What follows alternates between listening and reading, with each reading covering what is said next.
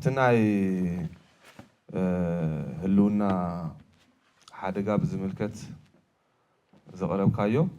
ብጣዕሚ ትክክል እዩ ትግራይ ህዚ ኣብ ከቢድ ናይ ህልውና ሓደጋ ከም ዘላ ያው ግልጽ እዩ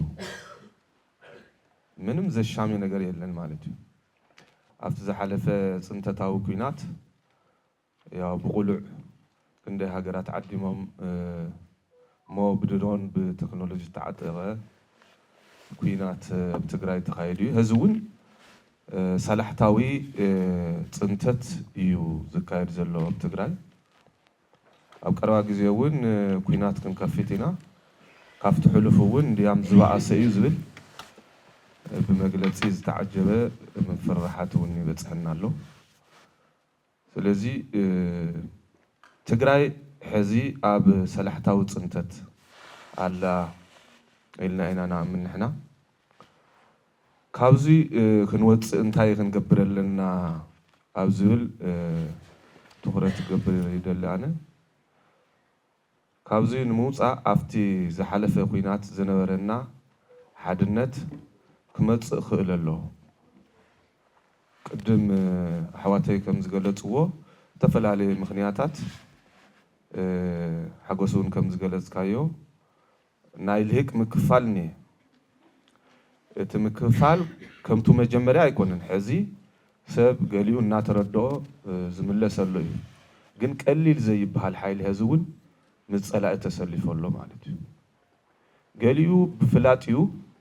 ገሊኡ ዝተደናገረ እዩ ገሊኡ ከዓ ብጥቕሚ ዝተደለለ እዩ ስለዚ እቲ ኮነ ኢሉ ምጸላእ ተሰለፈ ሓይሊ ግዜ ክወስድ ይኽእል እቲ ዝተደናገረን ገልገሊኡ ከዓ ብኹራውን ዝኸደ ግን ናብ ዓዱ ተመሊሱ ከምቱ ናይ ቅድሚ ሕዚ ምስ ህዝቡ ተሰሊፉ ንኽምክት ኣብዚ ብጣዕሚ ኣጻዕጺና ክንሰርሕ ኣለና ማለት እዩ ምክንያቱም ጸላእቲ እውን ኣብዚኦም ዝሰርሑ ዘለዉ ኣጻዕጺዖም ዝሰርሕዎ ዘለዉ ባዕልና ንባዕልና ክንባላዕ እቲ ዝነበረ ሓድነት እውን ናይ ትግራይ ሓድነት እውን ክፈርስ ጸላእትና ልዕሊ ድሮን ዝፈርሕዎ ባይዘው ሓድነትና እዩ ኣብዚ ዝሓለፈ ጽንተታዊ ኩናት ንምቕልባስ ብጣዕሚ ከቢድ እዩ ነይሩ ግን ኩልና ካብ ትግራይ ጀሚርና ስጋብ ወፃእ ዘለና ሓደ ኮይና ተሓጋጊዝና ንምቕልባሱ ዘይሕሰብ ቀልቢስና ኣብዚ ደረጃ በፂሕና ጸላኢ ከጥፈና መፅኡ ግን ክንጠፍእ ከም ዘይንኽእል ብተግባር ብማእስዋእቲ ኣሕዋትና ኣረጋጊፅና ኢና ማለት እዩ ኣብዚ እቲ ህዝቢ ዝነበሮ እጃም ብጣዕሚ ዝለዓለ እዩ ካብኡ ከዓ ትልሂቕ እውን ናይ ባዕሉ ዓብዪ እጃም ተፃዊቱ እዩ ስለዚ ሕዚ እውን ሕዚ እቲ ተጀሚሩ ዘሎ ጽቡቕ ኮይኑ እዚ ብዝበለፀ ክጠናኸር ክእል ኣለዎ እቶም ልሂቃት ተበታቲኖም ዘለዉ ናብ ትግራይ ተመሊሶም ምስ ህዝቦም ክኾኑ ኣብ ምግባር ብጣዕሚ ዝተርፉና ስራሕቲ ኣለዉ ኣብዚ ናይ ሃይማኖት መራሕቲ ካልኦት ምሁራት ዝገብርዎ ምንቅስቃስ ከም ዘሎ ኮይኑ ግን እዚኡ እኹል ኣይኮነን ካብኡ ንላዕሊ ብዝግባእ ተጠናኺሩ ክፅል ኣለዎ ዝብል ርእይቶ ኣለኒ ብካልኣይ ደረጃ ዘቕምጦ ኣብቲ መኸተ ብዙሓት ብፆትና ኣሕዋትና ከም ህዝቢ እውን ብዙሕ በሰላ በፂሑና እዩ ብዙሓት ሰባት ኣካለ ጉዱኣት ኮይኖም እዮም ኣብ መኸተ ዝነበረ ሓይሊ ህዚ ክናሾ እዩ ዝግበር ዘሎ እቲ መኸተስ በቃ ምንም ከም ዘይነበረ ተገይሩ ቶም ተጋደልትና ቶም ጀረናላትና እውን ሽማሽም እናተዋሃቦም እቲ መኸተ ንኽመክን ብዙሕ ስራሕ ይስራሕ ዘሎ ብጸላእቲ ማለት እዩ ስለዚ ብኣና በኩል ብትግራይ ማለት እዩ እዙይ ንምስትኽኻል ነቶም ኣካለ ጉዱኣት ይኹን ነቶም ተጋደልትና ኣብ መኸተ ንተሳተፈ ሓይሊ ፍሉይ ትኹረት ምግባር የድሊ ሕዚ እውን እኳ ኣብ መቐለ ኮፍ ኢሎም እኮ ኣብ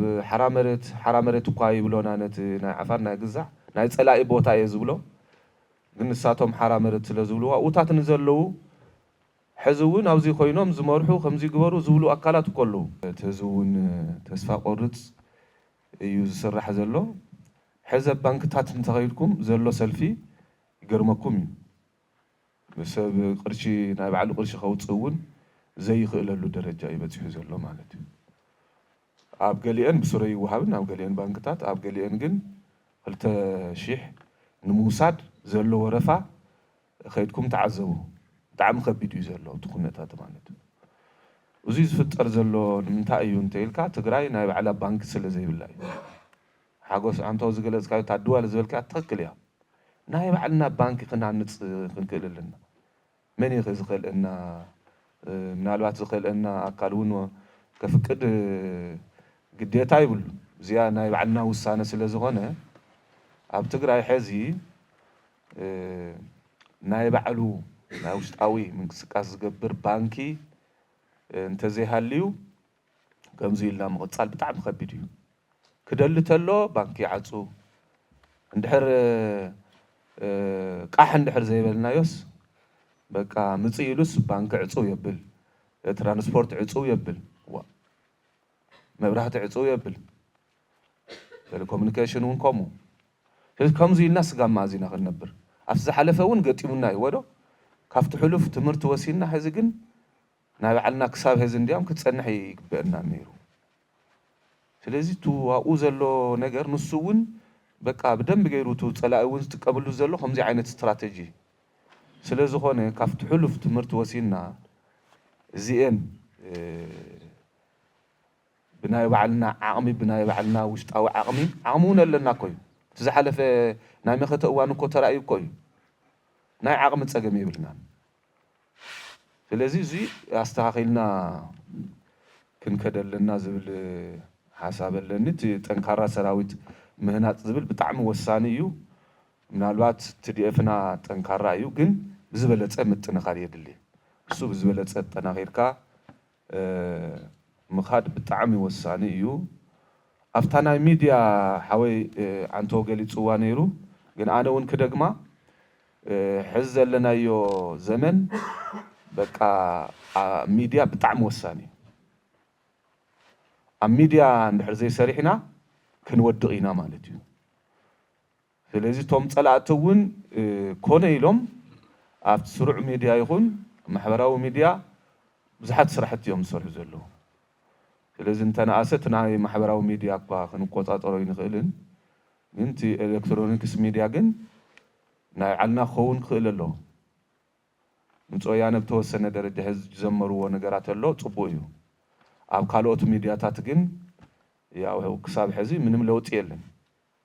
ቅድም ህዚ ሪፎርም ክግበር ኣለወን ኢላነ ባዕለ ሐሳብ አቀሪበ ነይረ ክሳብ ህዚ ሪፎርም ኣይኮናን ንምንታይ ከም ዝኾነ ውን ይርደን እዚያ ناي مريح تسقميا ميديا خي حسكاس لومي تسرحو سرح يله كنتو مالك ስለዚህ ተን ሚዲያ ታተና ምስ ህዝበን ተሰሊፈን ናይ ህዝቢ ትግራይ ረሃዋ ክህሉ ተሎ ረሃዋ ተጸገም ክህሉ ተሎ ተጸገም ምስ መፍትሒዩ እየን ከቕምጣ ክእላ ዘለውን ሕዚ ግን ኮሞ ይኮናን ዘለዋ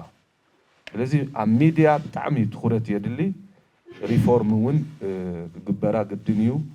عاوزوي بتعم تخرت ينسل زلو تخرت كوها بلو زول حساب لني أمود أتعذرون تاي قد مهزي أو أنت تاو كينات طلعت بزحنا نيرنا حزقن صبونا الناس نخدل لنا مال زي هزي كم عبي معبال كوسر زكبو نعمل تحزي تصمدو مسأرترا جميرنا يزلنا صبو قرب حينا نرخبلو زلنا من قدتات تخفيتهم هزوخم دليتهم قصاص تغيرو سباتون نافتي ناي صلاي قطنا زنبره سراوت ارترا مسوص حرستوت اتيوم حاريسوم مهرتوم اسسينوم يوم تعصوم زنبرو من قدتات بمخفاتهم تهزبي كم دليتهم قصاص بتعمي عبي استواصو يزلو تهزون بتعمي حقوس يبايزوي نزي از استماقرا عفت دوب زلو حزبي تاصقما زفلطاون تا حزب رخيبوا زلو رهوا زفلطاون تهزو ياو زلو بتعم حجوسيو بقى زيس نحن حلمي مثلنا له صلوت نقبر نيرنا السلام كم زي عينت هوا خن فترلنا صلوت نقبر نيرنا حزب بتعم حجوساتنا جن يقتلنا قصالነት كله له يوم زبلله سليتا مس ارترا تجميرا زلا صمدو بتعم صبو وصي تمص سلازلا نسو اطناخيركا مقصال بتعم وسانነት له ዋናነት አውን ከመጀመሪያ ጀምረና ንሰርሐሉ ስለዘለና ንፈልጦ ኢና ማለት እዩ ኣብዙ ተጀሚሩ ዘሎ ጽምዶ ናብ ካሊ ክሰፍሕ ክእለሎ ናብ አምሓራ ናብ ዓፋር እንተስፊሕናዮ ብዝበለጸ ኢና ንርባሕ ምንም ዝጎድአና ነገርስ የለን ማለት ጥቕምና እዩ ረብሓና እዩ ዝዛይድ ስለዚህ ኣብዙ ሓደ ልሂቃን ክቃወሙ ሰምዕየ ምቁዋም መሰሎም እዩ ግን ጸላኢ ከዓ እዚኣ ብጣዕሚ ስለ ዝፈርሓ ታጽምዶ ብጣዕሚ ስለ ዝፈርሓ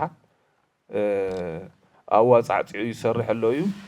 ግን ብጸላኢ ንድሕሪት ዝምለስ ነገር ኣይኮነን ናብ ህዝቢ ዝወረደ ነገር ስለ ዝኾነት ህዝቢ ብደንብ ገይሩ ባዕሉ እውን ይሕልዎ ኣሎ እዩ ግን ኣብዚ ንሕና ከም ምሁራት ክንሰርሖ ዝግበአና بقصالነት ክንሰርሕ ኣለና ሚድያታት ትግራይ እውን ኣብዚ ብዙሕ ሰርሓው ነገር የለን ብጣዕሚ ተወሰና ናይ ውልቀ ሚድያታት እንተዘይ ኮይነን ተን ዋና ሚድያታት ዝበሃላ ኣብዚ እዚ ዝበሃል ስራሕ ይሰርሓን ንምንታይ ከም ዝኾነ ብጣዕሚ ይገርመና ኣነ እዚ እኮ ካብዚ ንላዕሊ ክስራሕ ዝግባእ ጉዳይ ኣሎ ኢለ ይሓስብና ኣነ ንህዝቢ እፎይታ ሰላም ዝፈጥር ጉዳይ بكل تخرج توهيبو يسرح زقبو نا أبزي ناي أب غربابتي هاجراتن غربابت خلاتن سلام مفتار ناي السودان حزي أفتو مجمريا قد مخيناتو ونصبو نيرو أب خيناتو ونصبو حزو ونصبو شالام ساعتهم صبو تعيزم الناس فترنا حزون حواتنا أو تفناقيلهم ينور له ولا منبابرو ولا حما يكون جن تعقيبهم ينزلوا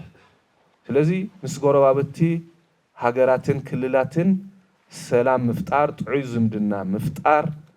እዙይ ብጣዕሚ ወሳኒ ስለ ዝኾነ ኣብዚ እውን ኣጠናኺርና ክንሰርሐሉ ኣለና ዝብል ሓሳብ ንምቕራብ ይቀኒየለይ